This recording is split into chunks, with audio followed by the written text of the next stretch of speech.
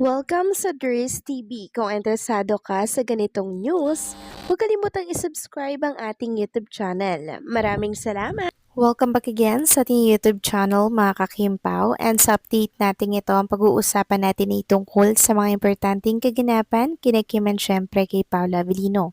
Pero bago po ang lahat, maraming salamat sa inyong patuloy na pagsuporta at pagsubaybay sa mga daily update natin. Kaya naman bilang pasasalamat, narito po ang isang napili kong komento patungkol ito sa naging previous update. Mula ito kay Ginang Edetana Donza. Sabi niya, wow, hello Ders, good AM. Happy Mother's Day to all mothers in this world. Alam mo Ders, ganyan talaga ang isang Kim Chu. Pag malapit niya sa buhay at sa puso niya, ina-appreciate niya kung gaano sila kamahal or kaimportante sa buhay. Kaya mahal siya ng madlang people buong mundo. Matanong ko lang, sino pa kayang artistang katulad ni Kimi? Sa amin lang mga mommies, mga lolas, teens, mga bata, hinahangaan si Kimi kasi maliban sa kagandahan, mabait at humble. Sikat siya, pero marunong siyang magpakumbaba at nagpapasalamat sa mga taong nagmamahal sa kanya. May pusong mamon kaya maski anong mangyari kay Kim Pao, love them both. Maraming salamat po sa inyong komento, Ginang Edetana Donza. Bali wala pa akong ibang artistang naiisip sa ngayon, Ginang Edetana, na katulad po ng isang Chinita Princess. Parang si Kim Chu lang sa ngayon mga kakimpaw yung nasa isip ko at nakikita kong madalas magbigay po ng tulong, mamahagi po ng ayuda sa mga kababayan po natin, and hopefully nga po ay mas marami pang artista ang tularan po ang isang Kim Chu na talagang bukas palad po sa pagtulong sa mga kababayan po natin na talaga naman pong tinatamaan po ng krisis. Sana marami pa pong Kim Chu dito sa ating bansa. Tungkol naman po mga kakimpaw sa pagka-generous niya at sa pagkamaalaga at mapagmahal, tama po kayo dyan. Lahat po ng malalapit sa kanya, talagang inaalala niya po mga kakimpaw. Pinapadalhan niya po ng flowers, pinapadalhan niya po ng gift. In that way mga kakimpaw, naipapakita niya po yung pagmamahal sa mga taong malalapit po sa kanya. Kaya kudos kay Chinita Princess. So maraming salamat po sa inyong komento. God bless po sa inyo at mabuhay kayo. Happy Mother's Day. So ito na nga pag-usapan na natin mga kakimpa, mga topic po na nakalap natin sa hapong ito, at unahin na nga nating pag-usapan ng tungkol nga dito sa anong klaseng couple ba si Kim and Paolo. Anong klaseng relationship meron sila mga kakimpaw na kung saan ay hinahangaan po ngayon ng sobra-sobra. Ayon nga dito kay Kisha, Kim Pao raised my standards when it comes to love teams. They're sweet but not cringe.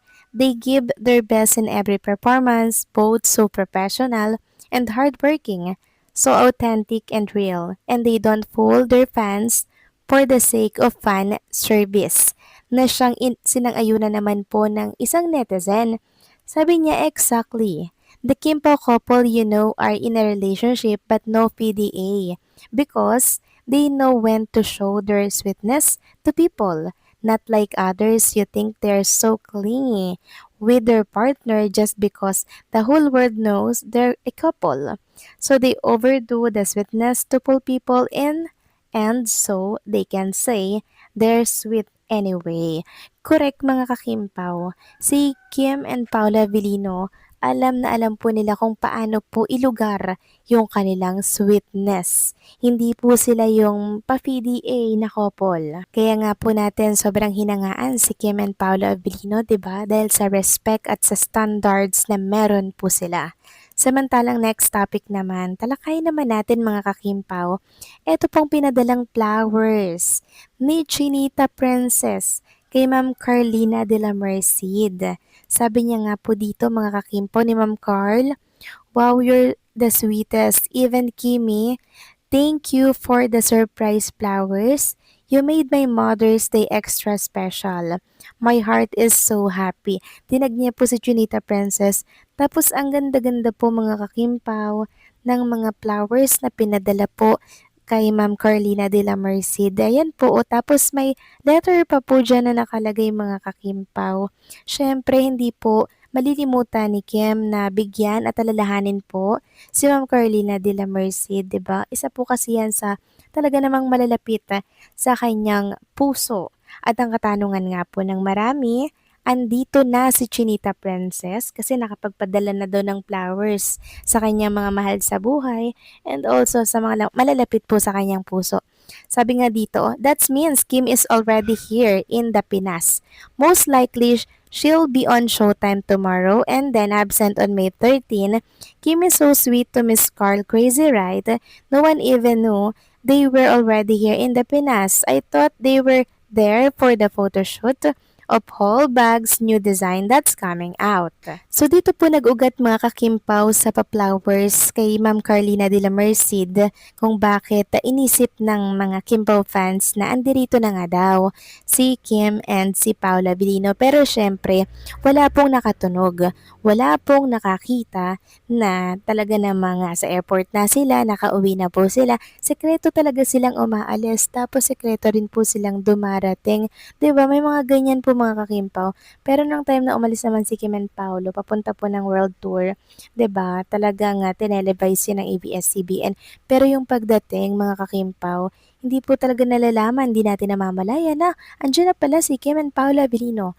Ganyan po sila ka private na tao mga kakimpaw, to the point na hindi na po nila i-share yung on the spot na kaganapan po sa kanila, 'di ba? Kasi talagang iniingatan nila yung privacy na meron sila mga kakimpaw. At dahil nga po dyan sa umuugong na usap-usapan na andirito na nga si Chinita Princess, tapos nananahimik lamang siya at nagpapadala ng mga flowers sa mga mahal niya po sa buhay at sa mga kilala po niya, ang komento ng ilang netizen, hindi kaya si Chinita Princess ngayong Mother's Day ay kasama daw itong ina ni Paolo Avellino mga kakimpaw dito po sa Baguio. Hindi daw kaya rekta sa Baguio si Chinita Princess and Paolo Avellino para nga naman i-celebrate itong napakahalaga at espesyal na araw ng ina na which is ina po ni Paolo Avellino na kung saan ay love na love din po si Chinita Princess at botong-boto kay Kim. Well, hindi po malabong mangyari yan mga kakimpaw kasi yung pagmamahal at effort talaga ni Chinita Princess, mapuntahan niya lamang po yung mga importante sa kanyang buhay. Gagawin at gagawin yan mga kakimpaw.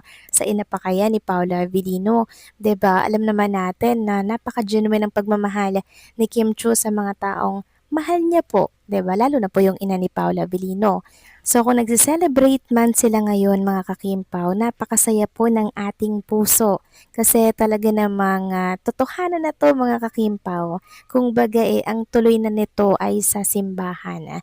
So panahon na lamang po ang makapagsasabi kung kailan po yan mangyayari. Kung nasan ka man Kim and Paolo, enjoy lang ang araw na to kasi deserve nyo yan. So kayo ba mga kakimpaw, anong masasabi ninyo dito? Please comment down below.